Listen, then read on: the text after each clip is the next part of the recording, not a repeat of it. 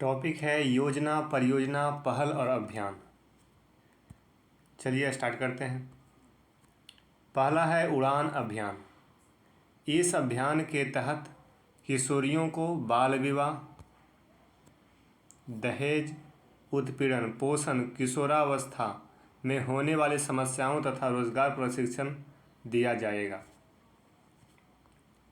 उड़ान योजना में समझ गए, किशोरियों को बाल विवाह, दहेज, उत्पीड़न, पोषण, किशोरावस्था में होने वाली समस्याओं तथा रोजगार के लिए प्रशिक्षण दिया जाएगा, ट्रेनिंग दिया जाएगा। इस अभियान को महिला एवं बाल विकास निगम ने राज्य के 22 जिलों में लॉन्च किया है। ये जो उड़ान योजना है किसने लॉन्च किया है, क्वेश्चन यहाँ से बन सकता है। महिला एवं बाल विकास निगम के द्वारा। कितने जिलों में लॉन्च किया जा चुका है? 22 जिला में, ध्यान रखिए। तो उड़ान योजना समझ गए। अब आगे देखिए, अगला है हर घर नल का जल योजना। इस योजना की शुरुआत बिहार सरकार द्वारा सितंबर 2016 में की गई थी। यहाँ से भी क्वेश्चन बन सकता है, हर घर नल योजना शुरुआत कब की गई है? 2016 में, ठीक है। इसका उद्देश्य बिहार में सभी शहरी और ग्रामीण इलाकों में पाइपलाइन से साफ पानी पहुँचाना है।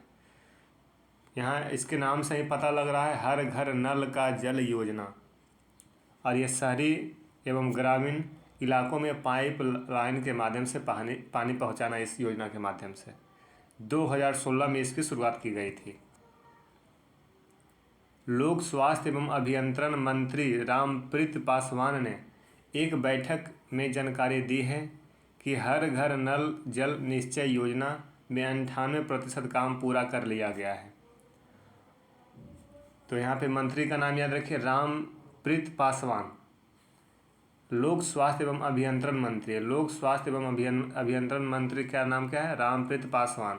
इन्होंने यह जानकारी दे दी है कि ये जो योजना है, हर घर नल जल वाली जो योजना है, इसमें 98% काम पूरा कर लिया गया है।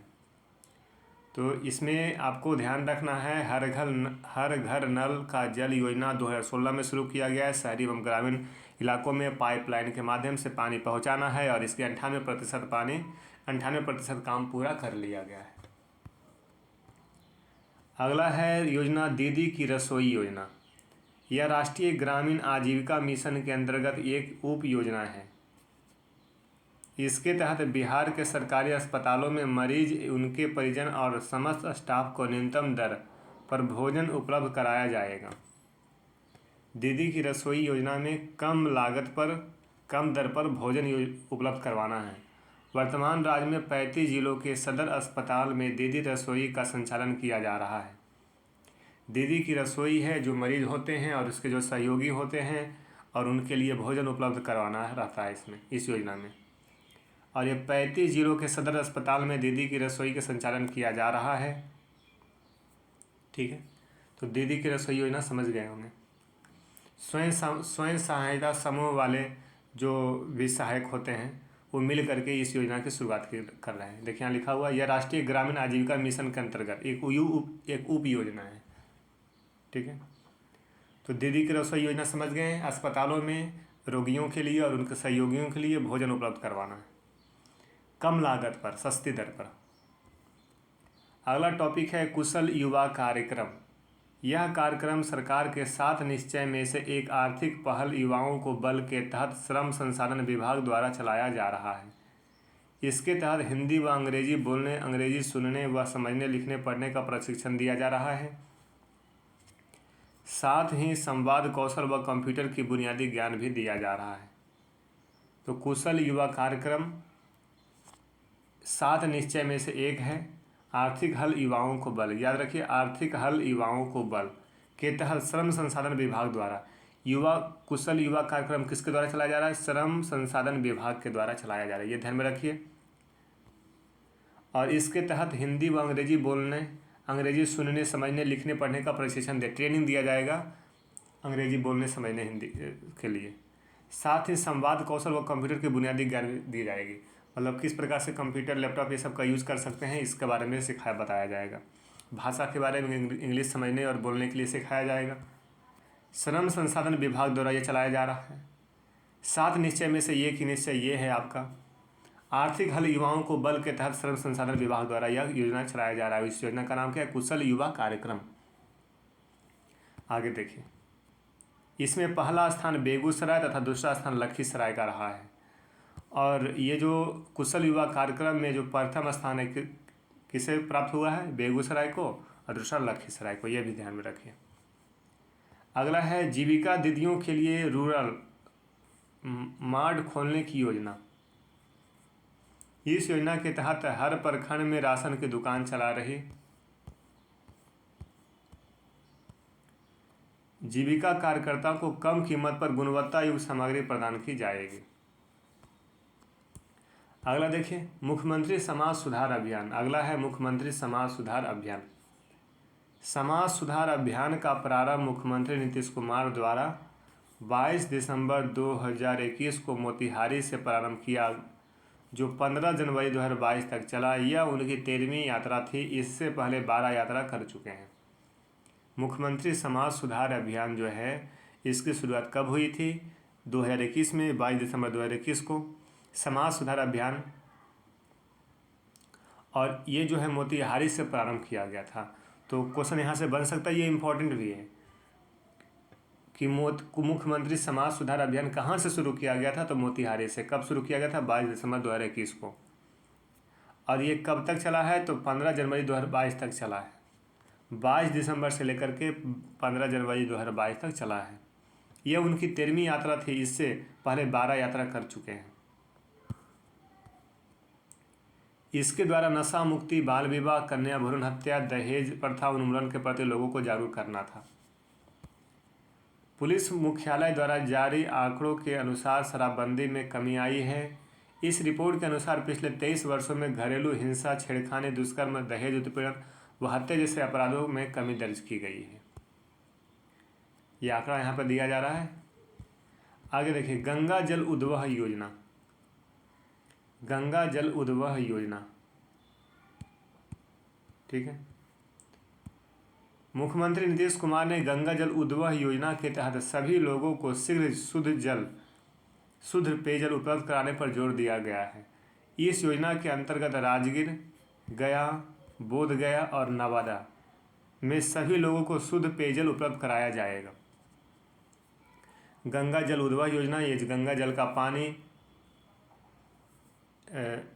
नालंदा जिला का जो घोड़ा कटोरा है वहाँ पे स्टोर किया जाएगा, और वहाँ से पानी सप्लाई किया जाएगा किन किन राज्यों को, किन किन जिलों को। तो वहाँ पे राजगीर को पानी मिलेगा, गया को मिलेगा और बोधगया को मिलेगा और नवादा को मिलेगा। तो ये शुद्ध पेयजल उपलब्ध कराया जाएगा गंगा जल उद्वह योजना में। गंगा जल के पानी को स्टोर करके उसको प्योरीफाइड करके राजगीर, गया, बोधगया और नवादा को पानी भेजा जाएगा, ठीक है। अगला है गर्ल्स फर्स्ट योजना। बिहार के 33 जिलों के 165 कस्तूरबा गांधी आवासीय विद्यालय को गर्ल्स फर्स्ट योजना के तहत चयनित किया गया है। 33 जिला में 165 स्कूल। कौन सा स्कूल? तो कस्तूरबा गांधी आवासीय विद्यालय स्कूल को गर्ल्स फर्स्ट योजना के तहत चयनित किया गया है। और ये जो गर्ल्स फर्स्ट योजना है, इसके उद्देश्य क्या है? देखिए, जिसका उद्देश्य राज्य की बेटियों की स्वास्थ्य, सुरक्षा और सशक्तिकरण को बेहतर और मजबूत करना है। राज्य की बेटियों के स्वास्थ्य में, सुरक्षा में और उससे सशक्तिकरण को बेहतर और मजबूत करना है गर्ल्स फर्स्ट योजना। इसमें 165 स्कूल शामिल है। किसका? तो कस्तूरबा गांधी आवासीय विद्यालय का, 33 जिलों से। मुख्यमंत्री नीतीश कुमार के द्वारा सचिवालय पटना से रबी महाअभियान का शुभारंभ। रबी महाअभियान का शुभारंभ किया गया है। देखिए, इसका उद्देश्य किसानों को रबी मौसम में कृषि विभाग की कौन कौन सी योजनाएं हैं, इनके बारे में जानकारी दी जाएगी। साथ ही फसल अवशेष प्रबंधन के बारे में बताया जाएगा।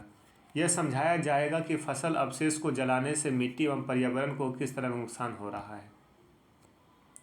तो मुख्यमंत्री नीतीश कुमार के द्वारा सचिवालय पटना से शुरू किया गया एक अभियान जिसका नाम है रबी महाअभियान। इसमें लोगों को समझाया बताया जाएगा कि फसल जलाने से पर्यावरण को क्या क्या हानि है, मिट्टी को क्या क्या नुकसान है। जागृति पैदा की जा रही है, ठीक है। अगला है जल जीवन हरियाली योजना। जल जीवन हरियाली योजना। जल जीवन हरियाली योजना के तहत बिहार के जिलों की रैंकिंग की गई है। टॉप 5 जिला निम्न है जल जीवन हरियाली में। गया को पहला स्थान 64.95 मिला है। जहानाबाद दूसरा, औरंगाबाद तीसरा, नालंदा चौथा, बक्सर पाँचवा। तो गया, जहानाबाद, औरंगाबाद, नालंदा, बक्सर। आगे देखिए, नोट, जल जीवन हरियाली योजना के तहत जल संरक्षण और वृक्षारोपण पर बल दिया जाता है। जल जीवन हरियाली के तहत ये जो योजना है, इसके अनुसार क्या किया जाता है, तो जल को संरक्षण करने के लिए, मतलब ज़्यादा पानी की बर्बादी मत करो, वृक्षारोपण, पेड़ों को नुकसान मत पहुंचाओ, ठीक है ना। तो इस पर बल दिया जाता है, इसके बारे में बताया समझाया जाता है। राष्ट्रीय जलवायु जोखिम आकलन रिपोर्ट 2021 में बिहार को संवेदनशील श्रेणी में रखा गया है। 2021 का जो राष्ट्रीय जलवायु जोखिम रिपोर्ट आया था, इसमें बिहार को संवेदनशील श्रेणी में रखा गया। ध्यातव्य है कि इस श्रेणी में भारत के 8 राज्य हैं। बिहार को रखा गया संवेदनशील श्रेणी में, झारखंड को भी रखा गया है, पश्चिम बंगाल, अरुणाचल प्रदेश, मिजोरम, उड़ीसा, छत्तीसगढ़ और असम। अगला है मुख्यमंत्री कन्या उत्थान योजना। मुख्यमंत्री कन्या उत्थान योजना योग्यताएं देखिए, बिहार का निवासी, एक परिवार की 2 लड़कियों की आवेदन योग्य, आर्थिक रूप से कमजोर वर्ग ईडब्ल्यू से संबंधित होना चाहिए, लड़की के माता पिता सरकारी कर्मचारी के रूप में कार्यरत नहीं होना चाहिए, प्रोत्साहन राशि इंटर में 25,000 रुपये मिलेगा, स्नातक में 50,000 रुपये मिलेगा। ध्यान रखिए, तो मुख्यमंत्री कन्या उत्थान योजना किसको का लाभान्वित का लाभ कौन कौन लोग उठा सकते हैं, जो बिहार का निवासी हो, चूँकि कन्या के लिए तो कन्या ही लाभार्थी होंगे, बिहार का निवासी हो, एक परिवार की 2 लड़कियों को ही आवेदन योग्य है, मतलब एक गार्जियन है, एक पेरेंट्स है, उसके 2 लड़कियों के लिए ही आवेदन कर सकते हैं। इसके लिए आर्थिक रूप से कमज़ोर होना चाहिए, EWS से संबंधित होना चाहिए, और उनके जो माता पिता हैं कोई सरकारी कर्मचारी नहीं होने चाहिए। प्रोत्साहन राशि इंटर में 25,000 रुपये मिलेगा और स्नातक में 50,000 रुपये मिलेगा, ठीक है, ये ध्यान रखिएगा। क्वेश्चन पूछ देगा, मुख्यमंत्री कन्या उत्थान योजना में स्नातक में कितने मिलते हैं और इंटर में कितने प्रोत्साहन राशि मिलते हैं। किशोरी सशक्तिकरण योजना, अगला है किशोरी सशक्तिकरण योजना। 1,000 करोड़ रुपये की लागत से महिला एवं बाल विकास निगम द्वारा किशोरी सशक्तिकरण योजना प्रस्तावित की गई है, जो ब्लॉक एवं पंचायत स्तर पर टास्क फोर्स का गठन किया गया। योजना के तहत किशोरियों से जुड़ी योजनाएं जैसे schooling, health centre, skill development centre आदि को इस योजना से जुड़कर ब्लॉक एवं पंचायत स्तर पर चलाया जाएगा। तो किशोरी सशक्तिकरण योजना समझ गए, 1,000 करोड़ रुपये की लागत लगाई जा रही है, महिला एवं बाल विकास निगम के द्वारा संचालित किया जा रहा है, और इसमें किशोरियों को सशक्तिकरण की योजना, सशक्तिकरण के लिए ये योजना प्रस्तावित की गई है, और ये ब्लॉक पंचायत स्तर पर टास्क फोर्स का ये गठन करेगा, स्कूलिंग, हेल्थ, स्किल डेवलपमेंट ये सब पर काम करेगा, ठीक है। तो समझ लें किशोरी सशक्तिकरण योजना, नाम से ही पता लग रहा है। ये क्वेश्चन पूछ सकता है किशोरी सशक्तिकरण योजना में कितना रुपया लागत लगाया जा रहा है, तो 1,000 करोड़ रुपया। अगला है बाल हृदय योजना में संशोधन। संशोधन क्या है, इलाज हेतु बच्चे के साथ जाने वाले तीमारदार को मिलने वाले परिवहन भत्ता 5,000 से बढ़ाकर 10,000 किया गया है। 6 वर्ष से कम उम्र के बच्चों के साथ 2 अभिभावक की जाने की अनुमति है। बाल हृदय योजना में संशोधन किया गया है, और इसमें 5,000 से लेकर के 10,000 रुपया परिवहन भत्ता दे दिया गया है, और इसमें 6 वर्ष से कम उनके बच्चे के साथ 2 उसके अभिभावक जाएंगे। आगे देखिए,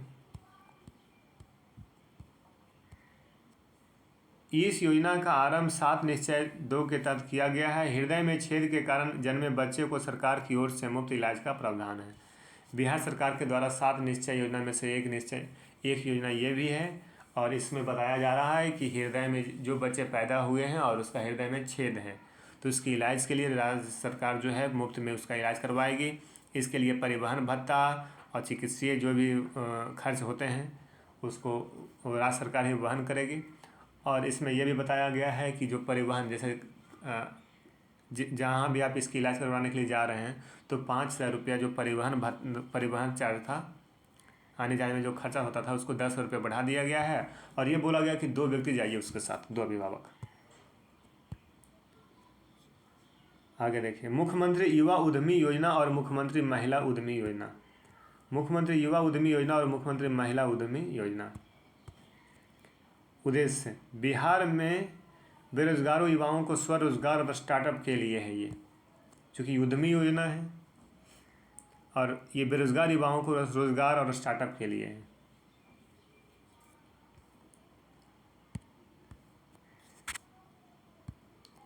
योजना के तहत नया उद्यम लगाने के लिए कुल 10 लाख रुपए तक की मदद का प्रावधान है। 10 लाख में नए उद्यम के लिए 5 लाख अनुदान और शेष बिना ब्याज का कर्ज होगा। 1% ब्याज के साथ 84 किस्तों में ऋण उपलब्ध कराई जाएगी। 10 लाख के लिए 10 लाख तक ये देगा उद्यम के लिए, 5 लाख अनुदान और शेष बिना ब्याज का होगा। 5 लाख तो अनुदान के रूप में मिलेगा और जो भी 5 लाख बचेगा उस पर बिना ब्याज का पैसा आपको मिल जाएगा। ये आपका स्टार्टअप शुरू करने के लिए, खुद का रोज़गार बनाने के लिए सरकार की ओर से आपको मदद दी जा रही है। तो क्वेश्चन यहाँ से पूछ देगा, मुख्यमंत्री युवा उद्यमी योजना के तहत कितना रुपया तक मिलेगा आपको? तो 10 लाख रुपया। अगला है बाल सहायता योजना। मुख्यमंत्री नीतीश कुमार द्वारा बाल सहायता योजना के अंतर्गत 18 वर्ष से होने तक 1500 रुपये प्रति माह प्रदान किया जाएगा। बाल सहायता योजना में 18 वर्ष तक आपका यदि उम्र है 18 वर्ष तक, तो आपको 1500 रुपये 18 वर्ष तक मिलेगा। किस लिए मिलेगा? क्योंकि जिनकी मृत्यु हो, जिनकी माता पिता की मृत्यु कोरोना काल में हो गई थी। आगे देखिए, ये उसके लिए योग्यता क्या है। 1500 रुपये आपको कैसे मिलेगा, क्या क्या कंडीशन है? तो ऐसे बच्चे जिनके माता पिता दोनों की मृत्यु हो गई, ना माँ है ना बाप है, दोनों चले गए हैं, जिनकी एक की मृत्यु कोरोना से हुई हो और दोनों में से किसी एक का मृत्यु कोरोना से हुआ हो, उनके बच्चे को मिलेगा 1500 रुपया 18 वर्ष तक। अन्य घोषणाएँ, वैसे अनाथ बच्चे बच्चियाँ जिनके अभिभावक भी नहीं हैं, उनकी देखरेख बाल गृह में की जाएगी। लेकिन जिसके अभिभावक नहीं हैं, उनके जो देखरेख है उसको बाल गृह में किया जाएगा। ऐसी अनाथ बच्चियाँ का कस्तूरबा गांधी बालिका आवासीय विद्यालय में प्राथमिकता पर नामांकन कराया जाएगा। योजना का भुगतान भुगतान प्रधानमंत्री केयर्स फंड के तहत अदायगी की जाएगी। और ये जो योजना है इसका भुगतान कहाँ से किया जा रहा है? तो पीएम केयर फंड्स में जो पैसा कोरोना के समय में दिया गया था, जमा किया गया था, वहीं से खर्च वहन किया जाएगा। तो यहाँ पे आप समझ गए बाल सहायता योजना। तो मुख्यमंत्री ने क्या चलाया है? एक योजना बाल सहायता योजना जो 18 वर्ष तक 1500 रुपये प्रति माह मिलेगा। और इसमें माता पिता की मृत्यु हो गई हो, इसमें एक का मौत कोरोना की वजह से होना चाहिए, तो 18 वर्ष तक 1500 रुपये मिलेगा। इसके अलावा एक और योजना है अनाथ बच्चों बच्चियों के लिए, जिसका माँ बाप नहीं है, बालिका गृह में उनकी देखरेख कराई जाएगी, उनका शिक्षा दिया जाएगा कस्तूरबा गांधी बालिका आवासीय विद्यालय में, और उनकी नामांकन प्राथमिकता पर लगेगी, यानी कि पहले उनका नामांकन लिया जाएगा। और ये जो योजना है इसका भुगतान पीएम केयर फंड्स के तहत किया जाएगा। अगला है सघन पौधारोपण अभियान। वित्तीय वर्ष 2021-22 में मनरेगा योजना के तहत बिहार ग्रामीण विकास विभाग ने 2 करोड़ पौधे लगाने का लक्ष्य रखा है। 2021-22 में, वित्तीय वर्ष 2021-22 में मनरेगा योजना के तहत क्वेश्चन पूछ देगा सघन पौधारोपण अभियान किस योजना के तहत किया जा रहा है? तो मनरेगा योजना के तहत बिहार के ग्रामीण विकास विभाग ने 2 करोड़ पौधे लगाने का लक्ष्य रखा है। क्वेश्चन यहाँ पे बन जाएगा सघन पौधारोपण अभियान में कितना पौधा लगाने का लक्ष्य रखा गया था? 2 करोड़। कितना करोड़? 2 करोड़। उद्देश्य देखिए इसका, इससे बिहार के लोगों में रोजगार मुहैया कराया जाएगा और इसके तहत हरित आवरण को बढ़ावा मिलेगा।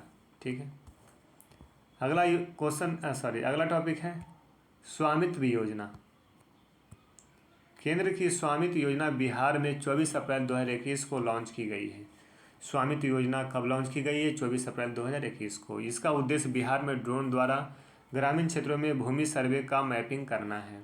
इसके तहत ई संपत्ति कार्डों का वितरण किया जाएगा। स्वामित्व योजना 24 अप्रैल 2021 से शुरू की गई थी और ये जो स्वामित्व योजना है तो केंद्र की योजना है, केंद्र की स्वामित्व योजना है। और बिहार में इसे 24 अप्रैल 2021 से शुरू किया गया है। और ये जो स्वामित्व योजना, इसका उद्देश्य क्या है? तो स्वामित्व योजना का उद्देश्य है ड्रोन के द्वारा, ड्रोन होता है ना, ग्रामीण क्षेत्रों में भूमि सर्वे का मैपिंग करना है। ध्यान रखिएगा, ड्रोन के द्वारा ग्रामीण क्षेत्रों में भूमि सर्वे का मैपिंग करना है। यानी कि जो भी सरकारी भूमि है, आपकी अपनी रैयत भूमि है, इसका सर्वे किया जाएगा। इसके तहत ई संपत्ति कार्ड भी बनाकर आपको दिया जाएगा। आपकी जो भी ज़मीन होती है, आपके लिए एक कार्ड बन जाएगा और वो कार्ड आपको मिलेगा।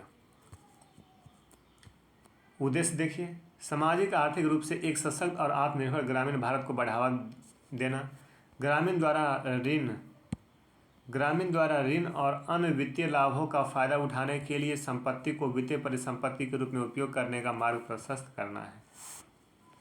संपत्ति जो है हो जाएगा एक वित्तीय संपत्ति के रूप में उपयोग इसका आप कर सकते हैं। यानी कि जो भी भूमि है उस पर आपका एक कार्ड बन जाएगा, उसका आप प्रयोग आसानी से कहीं भी कर सकते हैं। ठीक है, बहुत अच्छी योजना है स्वामित्व योजना।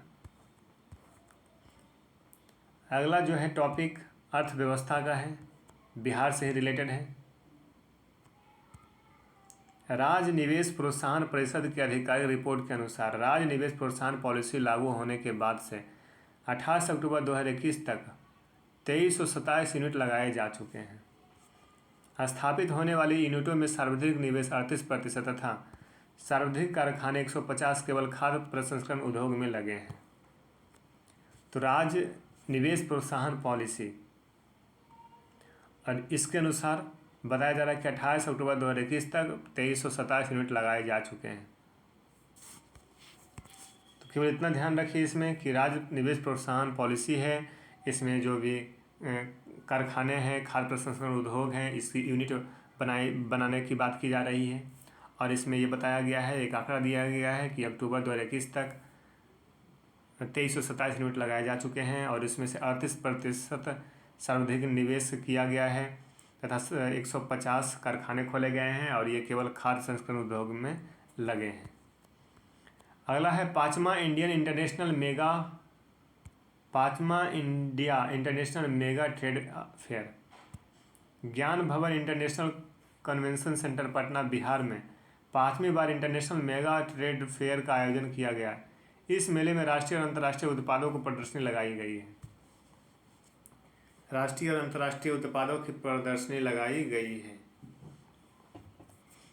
ठीक है, तो 5वां India international mega trade fair याद रखिए, मतलब मेला लगाया गया है और इसमें ज्ञान भवन इंटरनेशनल कन्वेंशन सेंटर पटना में, ये भी याद रखिए कहाँ, तो ज्ञान भवन इंटरनेशनल कन्वेंशन सेंटर पटना में। और ये 5वीं बार लगा है। कैमा बार लगा है? 5वीं बार, ये भी याद रखिए। Mega trade fair, international mega trade fair का आयोजन किया गया है। और ये जो मेले हैं ना, इसमें क्या चीज़ लाया जाता है, किस चीज़ का प्रदर्शन किया जाता है? तो ये जो प्रदर्शनी होती है, राष्ट्रीय और अंतर्राष्ट्रीय उत्पादों की प्रदर्शनी लगाई जाती है। उत्पाद समझते हैं ना, जो भी प्रोडक्ट है राष्ट्रीय स्तर का, अंतर्राष्ट्रीय स्तर का, यहाँ एक फेयर, एक मेला की तरह 5वीं बार लगाई गई है। कहाँ? तो ज्ञान भवन international convention centre Patna Bihar में, ध्यान रखिए। अगला है बिहार को 4 मिनरल ब्लॉक आवंटित किया गया है। बिहार को 4 मिनरल ब्लॉक आवंटित है केंद्र सरकार के द्वारा। औरंगाबाद, सासाराम और गया जिले में 4 मिनरल ब्लॉक आवंटित किया गया है। औरंगाबाद एवं गया में पोटास, सासाराम में निकेल का भंडार है। आगे देखिए, तो बस इसमें इतना ही है। बिहार को 4 मिनरल ब्लॉक आवंटित किया गया है और इसमें कहाँ कहाँ है? मिनरल समझते हैं ना, जो खनिज होते हैं, तो वो आपका औरंगाबाद, सासाराम, गया जिला में है 4 मिनरल ब्लॉक। औरंगाबाद और गया में पोटास, सासाराम में निकेल का भंडार है और केंद्र के द्वारा इससे अनुमति दी गई है। अगला है बिहार में बेरोजगारी की स्थिति। बिहार में बेरोजगारी की स्थिति, बिहार में बेरोजगारी राष्ट्रीय औसत से ज़्यादा है, जो एक बड़ी चिंता का कारण बना हुआ है। बिहार में शहरी बेरोजगारी ग्रामीण बेरोजगार से ज़्यादा है। ये भी याद रखिएगा ध्यान में, बिहार में शहरी बेरोजगार ग्रामीण बेरोजगार से ज़्यादा है। मतलब कि गांव में कम बेरोजगार हैं, शहर में ही ज़्यादा लोग बेरोजगार हैं। और बिहार में औसत बेरोजगारी से ज़्यादा बेरोजगारी है। ग्रामीण बेरोजगारी 9%, वहीं शहरी 16.9%। प्रीलिम्स में भी क्वेश्चन पूछ सकता है कि ग्रामीण बेरोजगारी कितना प्रतिशत है 9, और शहरी बेरोजगारी 16.9% है। नीति आयोग की रिपोर्ट में बिहार सबसे पिछड़ा राज्य है। सबसे पिछड़ा राज्य कौन है? बिहार। बिहार में पिछड़ा एवं अति पिछड़ा वर्ग कल्याण विभाग ने सूबे में पिछड़ा अति पिछड़ा निदेशालय के गठन के संबंध में अधिसूचना जारी की है। अगला है मक्का उत्पादन में बिहार का रिकॉर्ड स्थान। बिहार ने 7 जिलों में 50 क्विंटल प्रति एकड़ मक्का का उत्पादन कर विश्व रिकॉर्ड बनाया है। 7 जिलों में 50 क्विंटल प्रति एकड़ मक्का का उत्पादन किया और विश्व रिकॉर्ड बना दिया है बिहार। ठीक है, और ये 7 जिला में किया गया 50 क्विंटल प्रति एकड़। पूर्व में यह रिकॉर्ड संयुक्त राज्य अमेरिका के नाम था। इसके पहले ये जो रिकॉर्ड था ये आपका संयुक्त राज्य अमेरिका का रिकॉर्ड इसमें था। लेकिन बिहार ने 7 जिलों के माध्यम से 7 जिलों में कृषि किया, वहाँ 50 क्विंटल प्रति एकड़ मक्का का उत्पादन किया और विश्व रिकॉर्ड बना दिया। ठीक है, इम्पोर्टेंट बनता है यहाँ से। ठीक है, ध्यातव्य है कि विश्व में सबसे अधिक मक्का का उत्पादन यूएसए करता है। ये भी याद रखिएगा, सबसे अधिक मक्का का उत्पादन कौन करता है? यूएसए। इसके बाद चीन का नाम आता है, ब्राज़ील का नाम आता है। यूएसए, चीन, ब्राज़ील। भारत में सर्वाधिक मक्का उत्पादक राज्य कर्नाटक है। सबसे ज़्यादा मक्का उत्पादन कौन करता है? कर्नाटक। दूसरे और तीसरे स्थान पर क्रमशः मध्य प्रदेश और आंध्र प्रदेश है। क्वेश्चन यहाँ से भी इम्पोर्टेंट क्वेश्चन बन सकता है कि सर्वाधिक मक्का का उत्पादन कौन सा राज्य करता है? कर्नाटक। दूसरे स्थान पे मध्य प्रदेश, तीसरे स्थान पे आंध्र प्रदेश। और ये बिहार के लिए इम्पोर्टेंट कैसे है? तो क्योंकि 7 जिलों में 50 क्विंटल प्रति एकड़ मक्का का उत्पादन किया, विश्व रिकॉर्ड बनाया, वह है बिहार। अगला है विधि एवं न्याय। अगला टॉपिक है विधि एवं न्याय। इसके पहले इकोनॉमिक्स चला। इसके पहले सबसे पहले हम लोगों ने क्या किया? योजना कार्यक्रम जो भी थे, फिर इकोनॉमिक्स वाले न्यूज कर लिए। अब चलते हैं विधि एवं न्याय।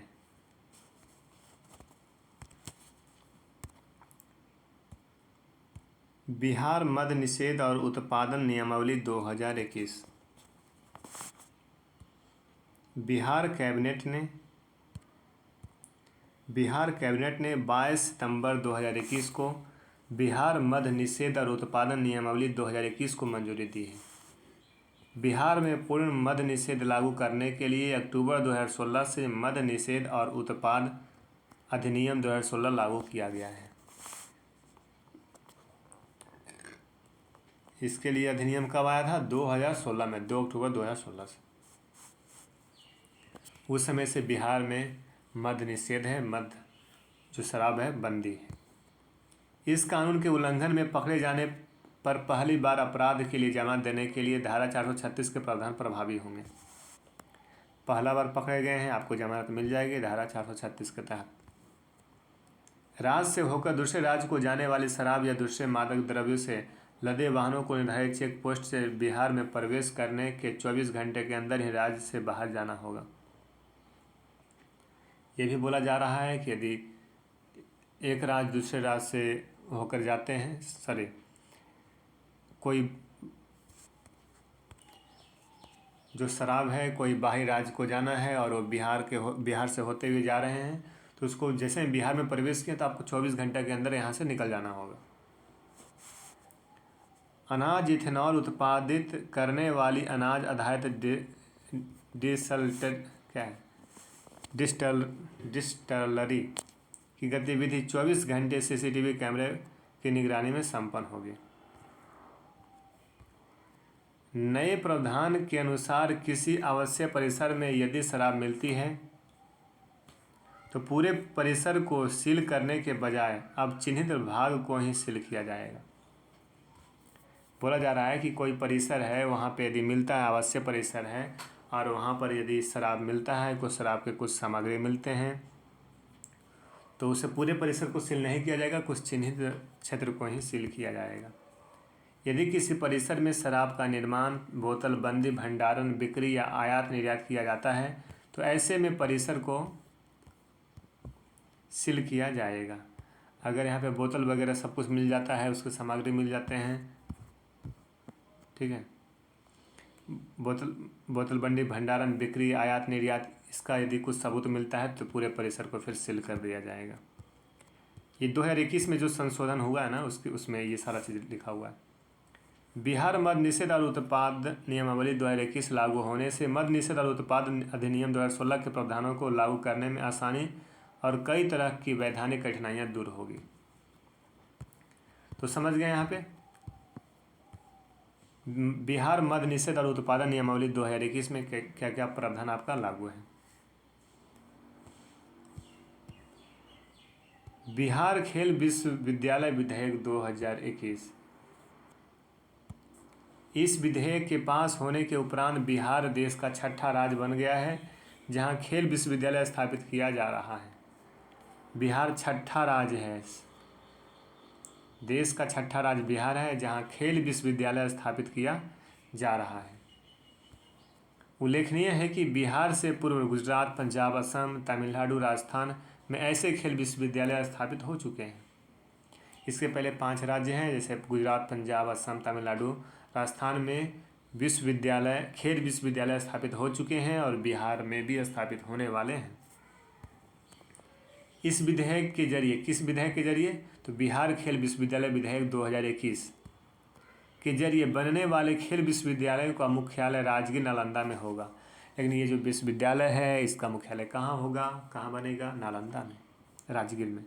इसके अतिरिक्त राजगीर में पहले से बन रहे स्पोर्ट्स अकादमी भी इस विश्वविद्यालय के अंतर्गत आएगी। इसके पहले भी राजगीर में कार्यरत है, काम चालू है स्पोर्ट्स अकादमी का, और ये वो जो स्पोर्ट्स अकादमी है इसी विश्वविद्यालय के अंतर्गत आएगी। तो याद रखिए, खेल विश्वविद्यालय बन रहे हैं बिहार में, विधेयक है 2021 वाला विधेयक है, बिहार खेल विश्वविद्यालय 2021 भारत का छठा राज्य है जहां खेल विश्वविद्यालय बन रहा है। इसके पहले 5 राज्य में बन चुके हैं, गुजरात, पंजाब, असम, तमिलनाडु, राजस्थान। और ये जो खेल विश्वविद्यालय है उसका मुख्यालय नालंदा, राजगीर में स्थापित होगा। अगला है बिहार कैबिनेट के प्रमुख प्रस्ताव। 16 जुलाई 2021 को राज्य कैबिनेट की बैठक में 1.5 दर्जन प्रस्ताव को स्वीकृति मिली है। 1.5 दर्जन प्रस्ताव को स्वीकृति मिली है पहली बैठक में। मुख्य प्रस्ताव क्या क्या है? पंचायती राज विभाग की योजनाओं से प्रखंड स्तर पर बीडीओ और जिला स्तर पर डीडीसी ईओ को अधिकार मुक्त। इनकी जगह प्रशासनिक सेवा के नए अधिकारी पद का सृजन किया जाएगा। पंचायत की योजनाओं के लिए प्रखंड में बीडीओ की जगह अब प्रखंड पंचायत राज पदाधिकारी जिम्मेदार होगा। प्रत्येक विभाग क्षेत्र में एक पीएचसी और 5 उप स्वास्थ्य केंद्र बनाए जाने की मंजूरी मिली है।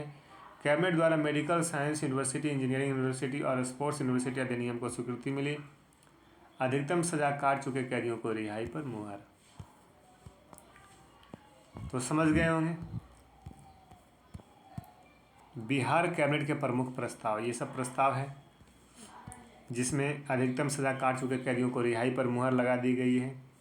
प्रत्येक विधानसभा क्षेत्र में पीएचसी और पंचायत उप स्वास्थ्य केंद्र द्वारा बनाने की मंजूरी है। इसको ध्यान में रखिएगा, थोड़ा सा बहुत ज़्यादा इम्पोर्टेंट नहीं है लेकिन फिर भी आप यहाँ पर इसको ध्यान में रखिएगा। चलिए अगला देखते हैं। सरकारी पदों पर महिलाओं को आरक्षण। मुख्यमंत्री नीतीश कुमार ने सरकारी पदों पर महिलाओं के लिए 35% आरक्षण का प्रावधान किया है। ठीक है, याद रखिए 35% आरक्षण सरकारी पदों पर महिलाओं के लिए। एसडीओ, प्रखंड विकास पदाधिकारी, अंचलाधिकारी आदि पदों पर 35% आरक्षण। अगला है लड़कियों को 33% आरक्षण की घोषणा की गई है। किसमें? तो मुख्यमंत्री नीतीश कुमार द्वारा इंजीनियरिंग, मेडिकल कॉलेज की सीटों में 33% आरक्षण का प्रावधान किया गया है। इससे लड़कियों की संख्या में वृद्धि एवं उन्हें प्रवेश के लिए प्रोत्साहन मिलेगा। यदि इंजीनियरिंग करते हैं, मेडिकल कॉलेज में प्रवेश करना चाहते हैं, तो वहाँ पे लड़कियों को मिलेगा 33% आरक्षण। आपको बता दें कि स्पोर्ट्स में भी लड़कियों को 33% आरक्षण देने की बात की गई है। यहाँ पे लिखा हुआ नहीं है, लेकिन आप ध्यान में रखिए।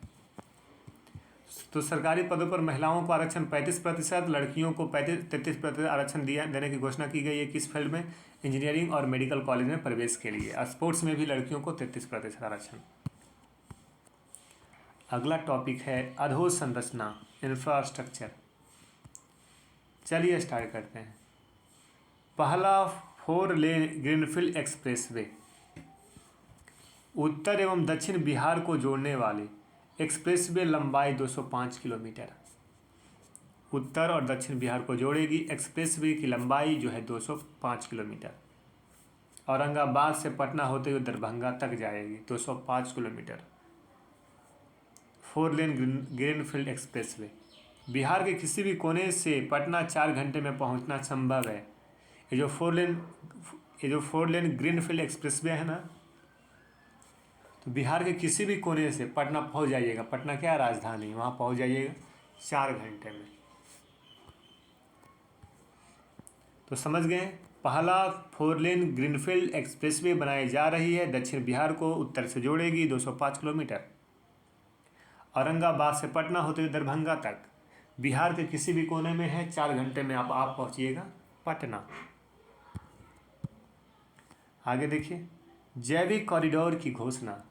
बिहार के गंगा नदी के दोनों किनारों पर जैविक कॉरिडोर का निर्माण किया जाएगा,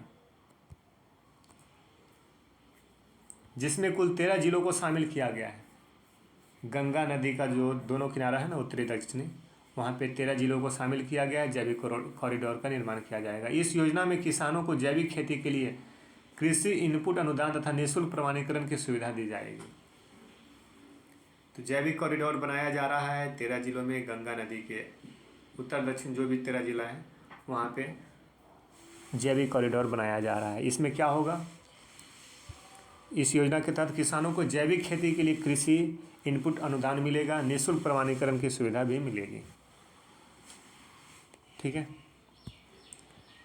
अगला है बौद्ध और जैन सर्किट। इम्पोर्टेंट है ये। बिहार राज्य पथ परिवहन निगम ने बौद्ध और जैन तीर्थ स्थलों के लिए इलेक्ट्रिक बस से चलाने की घोषणा की है। विदित हो कि बस का परिचालन पटना से राजगीर होते हुए बोध गया तक किया जाएगा। बौद्ध और जैन सर्किट जो है, बिहार राज्य पथ परिवहन निगम के द्वारा इलेक्ट्रिक बसें चलाने की घोषणा की गई है, और यह पटना से राजगीर होते हुए बोध गया तक किया जाएगा। पटना, राजगीर, बोध गया तक बौद्ध और जैन सर्किट बनाई जा रही है। इसमें इलेक्ट्रिक बस चलाने की बात की गई है। तो याद रखिए, बौद्ध जैन सर्किट में कौन कौन सा स्थान आ रहा है? पटना, राजगीर और बोध गया। क्या चलाया जाएगा? इलेक्ट्रिक बसें तीर्थ यात्रियों के लिए। अगला टॉपिक है स्वास्थ्य।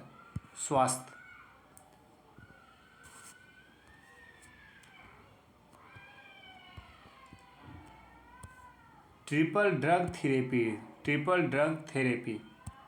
बिहार के स्वास्थ्य मंत्री मंगल पांडे, कौन है स्वास्थ्य मंत्री? मंगल पांडे ने क्या कहा कि राज्य से फाइलेरिया उन्मूलन के लिए राज्य के 3 जिलों में ट्रिपल ड्रग थेरेपी की शुरुआत करने की योजना है। फाइलेरिया को उन्मूलन करने के लिए 3 जिलों में ट्रिपल ड्रग थेरेपी की शुरुआत करने की योजना है, मंगल पांडे ने कहा। मंगल पांडे कौन है? स्वास्थ्य मंत्री हैं बिहार के। वह 3 जिलों कौन है? औरंगाबाद, शिवहर और Sheikhpura.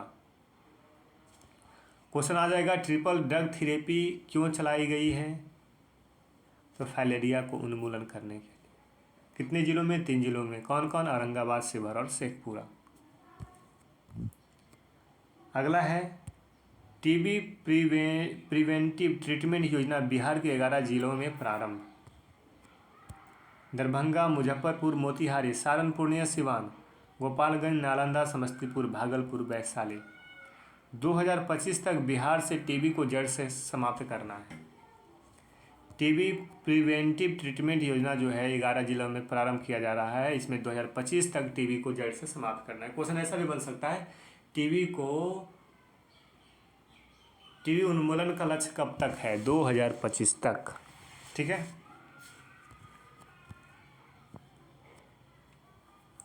Digital health card, digital health card. Bihar सरकार ने राज्य की 12.90 करोड़ की आबादी को डिजिटल हेल्थ कार्ड देने की योजना बनाई है। 12.90 करोड़ की आबादी को डिजिटल हेल्थ कार्ड देगी बिहार सरकार। आधार कार्ड की तर्ज पर बनेगा यह एक यूनिक डिजिटल हेल्थ कार्ड है। इस कार्ड में संबंधित व्यक्ति के स्वास्थ्य से जुड़े हर एक रिकॉर्ड होंगे। आपकी स्वास्थ्य की रिकॉर्ड रखी जाएगी, एक डिजिटल कार्ड बनाया जाएगा। जैसे ही कभी भी आप तबीयत खराब होती है, आपको अस्पताल जाते हैं, तो आपको उस कार्ड को अस्पताल में दिखाइएगा, आपका कार्ड चेक किया जाएगा, आपको ये पता रिकॉर्ड आपका रहेगा कि आपको कब कब क्या क्या बीमारी हुआ है, ये आपका गेसिंग करके फिर दवा आपको दे दी जाएगी, है ना। तो ये डिजिटल हेल्थ कार्ड बहुत अच्छी योजना है। डॉक्टर या अस्पताल कंप्यूटर पर एक क्लिक के जरिए कुछ रोगी को सारा इतिहास जान सकेंगे। एक क्लिक के जरिए आप कार्ड दिखाइएगा, कार्ड को सिस्टम में डाला, आपके बारे में सब कुछ आ गया कि क्या बीमारी, आपको खांसी कब हुई थी, आपको बुखार कब लगा, सारा बीमारी आपका आ जाएगा उसमें। आपके शरीर में कौन सा पार्ट कितना संक्रमित रह चुका है, कब क्या। डिजिटल हेल्थ कार्ड में व्यक्ति का मोबाइल एवं आधार नंबर भी रहेगा। ठीक है। इन दोनों नंबरों के आधार पर ही यूनिक हेल्थ कार्ड बनेगा। कार्ड मिलने के बाद मरीज को अपने पुराने इलाज के लंबे चौड़े पुर्जे को साथ लेकर चलने की ज़रूरत नहीं है। सही बात है। जब आप कार्ड लेके जाइएगा, छोटा सा कार्ड है एटीएम की तरह, आधार कार्ड की तरह, उसी में आपका सारा रिकॉर्ड है। और अभी क्या होता है, एक थैला लेते हैं, उसमें एक्सरा हो गया, अल्ट्रासाउंड हो गया, दवा हो गया, 6-7 तरह का, 10 तरह का, फिर पुर्जा हो गया, ये सब कागज़ लेकर के हम लोग देखने से लग जाता है कि ये मरीज हैं। ठीक है। नालंदा जिले में पायलट प्रोजेक्ट के रूप में डिजिटल हेल्थ कार्ड बनाने का काम शुरू किया गया है। और ये जो है नालंदा जिला में पायलट प्रोजेक्ट के रूप में डिजिटल हेल्थ कार्ड बनाने का काम शुरू कर दिया गया है। तो यहाँ पे समझ गए। अगला है स्पाइन मस्कुलर एट्रोफी, SMA। 10 माह का बच्चा आयांश बहुत ही चर्चित रहा है। कहाँ का? रोहतास बिहार का एक गंभीर बीमारी स्पाइनल मस्कुलर एट्रोफी से ग्रसित होकर देश का तीसरा एवं बिहार का पहला बच्चा है। कौन सा बीमारी है? स्पाइन मस्कुलर एट्रोफी है। तो ये तीसरा बच्चा है, देश का तीसरा एवं बिहार का पहला बच्चा है। ये बीमारी इसको पकड़ा है। 10 माह का है, 10 साल का नहीं, 10 माह का बच्चा है। स्पाइनल मस्कुलर एट्रोफी, इसमें शरीर का जो मस्कुलर है वो धीरे धीरे काम करना बंद करता है। चलिए आगे देखते हैं क्या क्या है इसमें।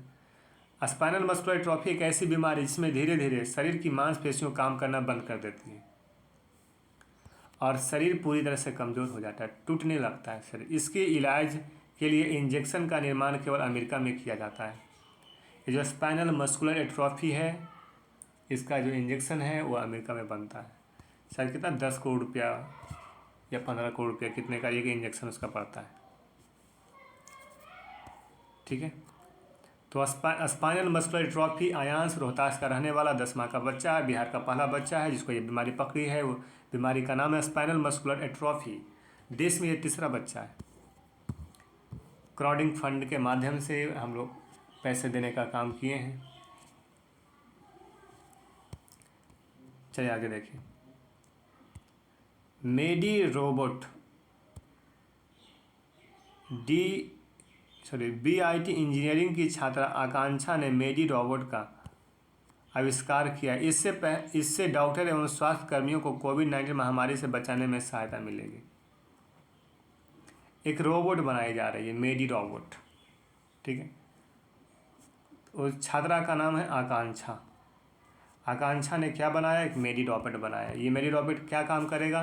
तो कोविड-19 महामारी से बचाने में स्वास्थ्य कर्मियों की सहायता करेगा, मतलब एक सहायक कर्मी रोबोट की तरह है। ठीक है। तो यहाँ पर मेडी रोबोट के बारे में जान लीजिए कि ये स्वास्थ्य कर्मियों की मदद के लिए बनाई गई है। जैसे में कोई भी मरीज़ आते हैं, उसकी जांच करना रहता है, तो जो स्वास्थ्य कर्मी हैं, डॉक्टर हैं या फिर जो भी कंपाउंडर वगैरह हैं, तो जा करके उनके नज़दीक जा करके उनका जांच करते हैं। ये सारा जांच का काम ये रोबोट कर देगा। तो इससे क्या होगा, स्वास्थ्य कर्मी को यहाँ पे एक सिक्योरिटी मिल जाएगा। ठीक है, रोग का फैलने का खतरा कम हो जाएगा। इसके अलावा इसमें ऑक्सीजन सिलेंडर वगैरह सब कुछ लगा होता है, हाई रेजोल्यूशन कैमरे रहते हैं। तो इन सारा अच्छे तरीके से इसमें सुविधा बनाई गई है। और ये बाप बेटी दोनों मिलकर के बनाई है। आकांक्षा श्रीवास्तव और उनके पिता दोनों मिलकर के इस कोरोना काल में ये रोबोट का निर्माण किए थे। तो यहाँ पे केवल यही समझिए कि रोबोट जो मेडी रोबोट है, ये आपका स्वास्थ्य कर्मियों को मदद करने के लिए एक रोबोट बनाया गया है। ठीक है, और ये आकांक्षा कहाँ की है, तो बिहार की, इसलिए थोड़ा ये इम्पोर्टेंट है बिहार के एग्ज़ाम के लिए। अगला है ऐप पोर्टल। अरे जो मेडी रोबोट है ना, इसमें आपको हर तरह का जांच हो जाएगा। ECG, EEG, blood pressure, sugar, glucose, सब कुछ आपको मेजर करके रिपोर्ट तैयार करके दे देगा। ई निश्चय पोर्टल पंचायती राज विभाग द्वारा संचालित, इसके द्वारा उपभोक्ता पंचायती राज विभाग द्वारा संचालित हर घर नल जल का योजना और हर नल का जल और गली नाली पक्कीकरण योजना से संबंधित शिकायतें ऑनलाइन दर्ज करा सकेंगे। ई निश्चय पोर्टल, ध्यान रखिए। अगला है चक्र ऐप। चक्र ऐप क्या है? अपराधियों का लेखा जोखा रखने के लिए बिहार पुलिस ने चक्र ऐप लॉन्च किया है। चक्र ऐप किसके लिए है? तो अपराधियों का लेखा जोखा रखने के लिए बिहार पुलिस ने इस ऐप लॉन्च किया है। इस ऐप के माध्यम से लंबित मामलों के त्वरित निष्पादन को सिपाहियों एवं रिटायर्ड अफसरों को जांच का प्रभार दिया जाएगा। इसमें पिछले 10 सालों का डाटा फीड है। इसमें 10 साल का डाटा है, अपराधियों का लेखा जोखा है, और जो भी अपराध है उस पर कौन सा कितना लंबित है, उस पर एक्शन कब लिया जाए, वो सारा चीज़ यहाँ पर इस ऐप में अपलोड होगा। ठीक है, अगला देखिए फिलो ऐप। शिक्षा विभाग द्वारा विद्यार्थियों के लिए यह ऐप जारी किया गया है। इसके माध्यम से कक्षा 12, 11, 12 के सभी विषयों का डाउट क्लियर किए जाएंगे। फिलो ऐप में क्या होगा, कक्षा 11 और 12 के सभी विषयों के डाउट क्लियर किए जाएंगे। जो भी प्रॉब्लम को सॉल्व किया जाएगा। यह है शिक्षा विभाग द्वारा विद्यार्थियों के लिए ऐप लॉन्च किया गया है। विहान ऐप,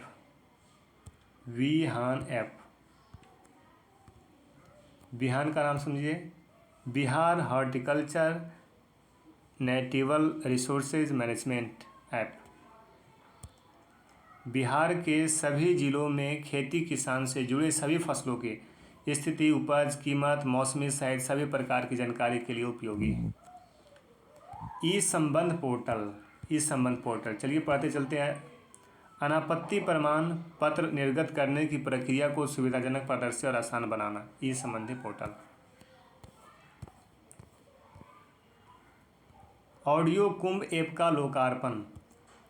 पटना में राष्ट्रीय स्वयंसेवक संघ के संघ संचालक मोहन भागवत ने इसका लोकार्पण किया। ऑडियो कुंभ ऐप का लोकार्पण किया गया। किसने किया? मोहन भागवत ने। इस ऐप के माध्यम से लोग को मुफ्त में राष्ट्रीय महत्व की पुस्तकों को सुन सकेंगे। ये जो ऑडियो कुंभ है, राष्ट्रीय महत्व की जो भी पुस्तक है उसको सुन सकेंगे फ्री में। एक है अनमोल ऐप। परिचय क्या है? गर्भवती महिलाओं का स्वास्थ्य रिकॉर्ड संबंधी ऐप है। याद रखिए अनमोल ऐप, क्वेश्चन बन सकता है यहाँ से, इंपॉर्टेंट है थोड़ा। तो अनमोल यानी NNM ऑनलाइन। अनमोल ऐप बिहार सरकार की एक पहल है जिसके तहत गर्भवती महिलाओं और बच्चों का डिजिटल हेल्थ रिकॉर्ड रखा जाएगा। अनमोल ऐप विशेषता क्या है? इस ऐप में उनके टीकाकरण, ANC, PNC और संस्थागत प्रसव तक शामिल है। राज्य भर में 17,000 टैब दिया जाएगा NNM को, जिसके जरिए वे अब ऑनलाइन मोड में काम करेगी। M passport app launch. Passport verification के काम को सरल और पारदर्शी बनाने के लिए 1 मार्च 2021 को पूरे राज्य में एम पासपोर्ट यानी मोबाइल पासपोर्ट ऐप लॉन्च किया गया। एम पासपोर्ट यानी मोबाइल पासपोर्ट लॉन्च किया गया है। एम पासपोर्ट ऐप से पासपोर्ट वेरिफिकेशन के सभी जिलों के दरोगा, डीएसपी और एसएसपी को प्रशिक्षित किया गया है। तो जो भी पासपोर्ट का वेरिफिकेशन करना है तो ये ऐप्स के माध्यम से ही आप वेरिफिकेशन कर सकते हैं। इसके लिए ट्रेनिंग दिया गया है दरोगा को, डीएसपी को, एसएसपी को।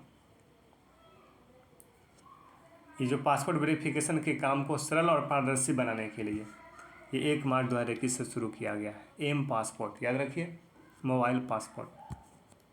ये किसके लिए है? तो ये आपको वेरिफिकेशन काम करने के लिए है, दरोगा, डीएसपी, एसपी, जो भी पुलिस विभाग। अभी पासपोर्ट वेरिफिकेशन में कम से कम 21 दिन का टाइम लगता है ना। एम पासपोर्ट ऐप की मदद से अब 10 दिन में आपका काम हो जाएगा। तो बताइए, सरल है, थोड़ा सुविधाजनक है, फास्ट काम कर रहा है। वेरिफिकेशन का काम पूरा हो जाएगा 10 दिनों में।